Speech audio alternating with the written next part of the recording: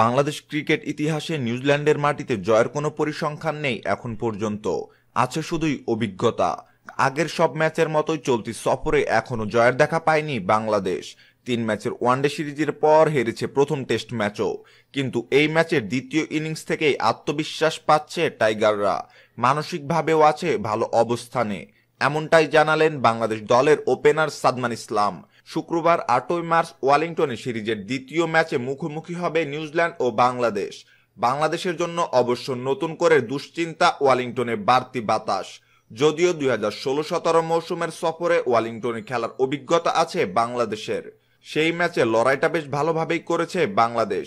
বাংলাদেশের জন্য সবচেয়ে বড় অনুপ্রেরণা হতে পারে ওই মাঠে সাকিব আল হাসানের 217 ও মুশফিকুর রহিমের 159, মোট 359 রানের রেকর্ড জুটি, যার ওপর ভর করে বাংলাদেশ গড়ে 595 রানের বিশাল সংগ্রহ। তবে তরুণ ক্রিকেটার সাদমান ইসলাম অনেক ইতিহাস ঘাঁটতে রাজি নন, তার কাছে নিকট অভিজ্ঞতাটাই বেশ গুরুত্ব পাচ্ছে। সাদমানের মতে হ্যামিল্টনের দ্বিতীয় ইনিংসে সৌম্য সরকার ও মাহমুদুল্লাহ রিয়াদের লড়াইটা বেশি আত্মবিশ্বাস যোগাবে দলকে। মঙ্গলবার 5ই মার্চ ওয়েলিংটনে পৌঁছে বিমানবন্দরে সংবাদ মাধ্যমের মুখোমুখি হয়েছিল সাদমান।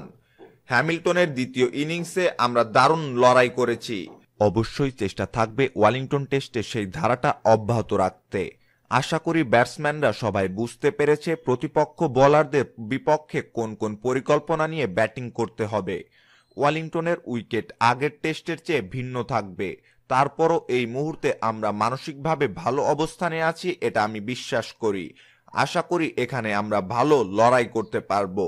সম্মানিত ভিউয়ার্স, খবরটি সম্পর্কে আপনার মতামত জানিয়ে কমেন্ট বক্সে কমেন্ট করতে ভুলবেন না। ক্রিকেটের নিত্য নতুন সকল সংবাদ সবার আগে পেতে চ্যানেলটি এখনই সাবস্ক্রাইব করুন। ধন্যবাদ।